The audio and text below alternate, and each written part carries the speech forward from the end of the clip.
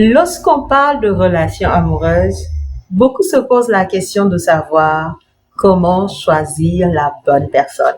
Comment savoir si le bon? Comment être sûr que c'est le partenaire qu'il me faut? Pour s'assurer en quelque sorte, voilà, qu'on aura la vie de rêve, qu'on souhaite la vie de couple qu'on veut et qu'on va s'épanouir pleinement et totalement dans la relation. Bien-aimé, si tu te poses la question, alors assieds-toi bien car c'est la réponse que nous allons apporter aujourd'hui.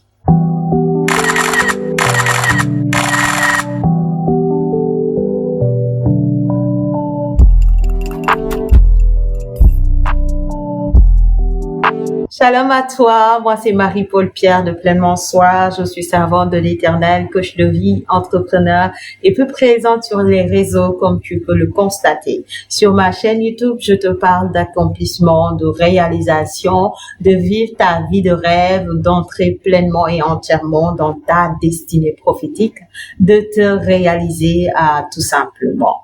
Alors, comme je le disais tantôt, bien-aimés, nous avons entamé une série et durant tout ce dernier trimestre de l'année, nous allons rester focus sur les relations amoureuses. Et aujourd'hui, nous parlons du choix de partenaire, qui est une préoccupation d'ailleurs de plusieurs personnes, comme je l'ai dit dans l'introduction.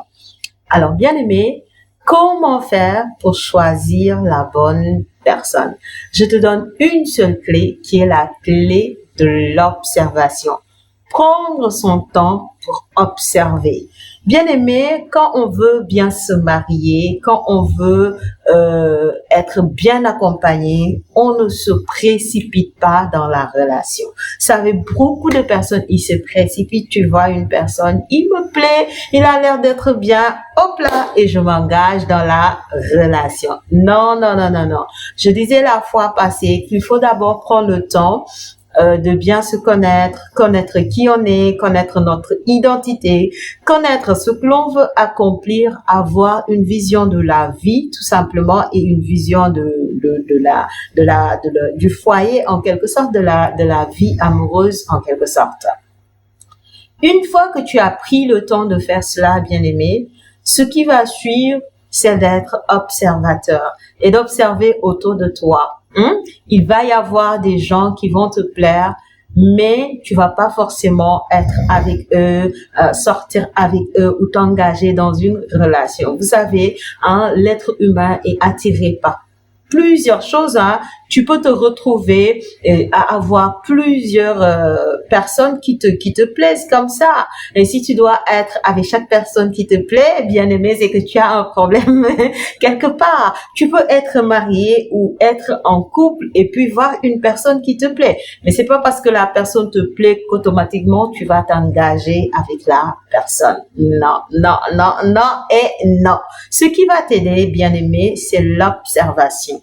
Donc, il faut être une personne observateur qui prend son temps à bien observer autour de lui ce qui se passe. Donc, c'est en observant qu'on apprend à connaître son entourage, qu'on apprend à découvrir les autres, qu'on apprend à connaître les autres. Parce que oui, bien aimé, autant on prend le temps de faire une introspection pour se connaître, autant on a besoin de connaître les autres aussi pour connaître qui est notre vis-à-vis ou qui ne l'est pas. Parce que tu peux pas te permettre d'être avec n'importe qui. Non, non, non, non, non, non.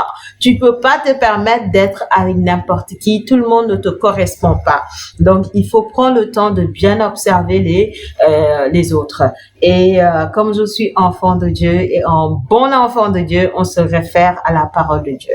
Donc, si on retourne à la parole dans Genèse, les versets 1 et 2, on va voir quoi? Que lorsque Dieu a créé l'homme et la femme et les animaux, tout ce qui existe, qu'est-ce que Dieu va faire pour présenter la femme à l'homme? Déjà, il va observer l'homme et il va dire, il n'est pas bon que l'homme soit seul. Mais automatiquement, il ne crée pas la femme. Qu'est-ce qu'il fait? Il crée les animaux et puis il amène les animaux vers l'homme un à un et les présente à l'homme pour que quoi? L'homme puisse les nominer. C'est à la fin de cette nomination que Dieu va voir que l'homme n'a pas été comblé par les animaux puis qui va créer la femme. Lorsque la femme va venir, l'homme va dire, voici cette fois-ci, celle qui est os de mes os, la chair de ma chair. Pour dire que cette fois-ci, j'ai reçu quelqu'un qui est mon vis-à-vis. Bien-aimé, tu peux avoir beaucoup de gens qui te courtisent, qui s'approchent de toi, qui te draguent, qui veulent cheminer avec toi, qui veulent marcher avec toi, mais qui peuvent ne pas forcément être ton vis-à-vis. Alors, faut pas te précipiter à vouloir t'engager dans la relation. C'est le problème qu'on constate généralement dans le monde. Hein. Tu vas avoir un adolescent déjà qui va s'ouvrir aux relations amoureuses. Ce fut mon cas. Hein. Avant que je ne rencontre Jésus-Christ de Nazareth, j'ai eu mon premier mec à l'âge de 9 ans. Tu vois un peu comment c'est grave.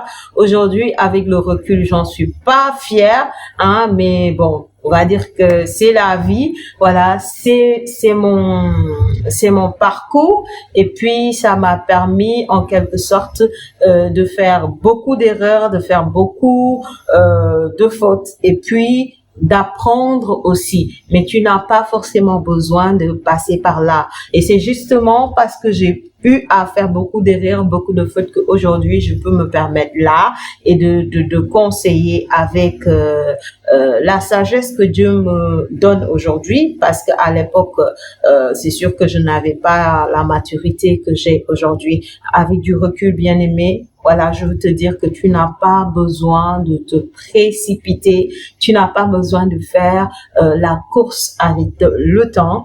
Prends vraiment le temps de bien observer ton entourage, de bien discerner, de savoir qui est qui, de connaître les personnes.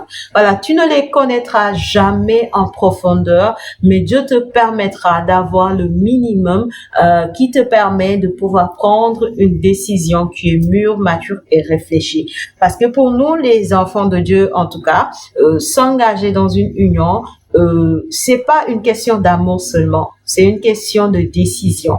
Une décision, un choix mûrement réfléchi. Hein?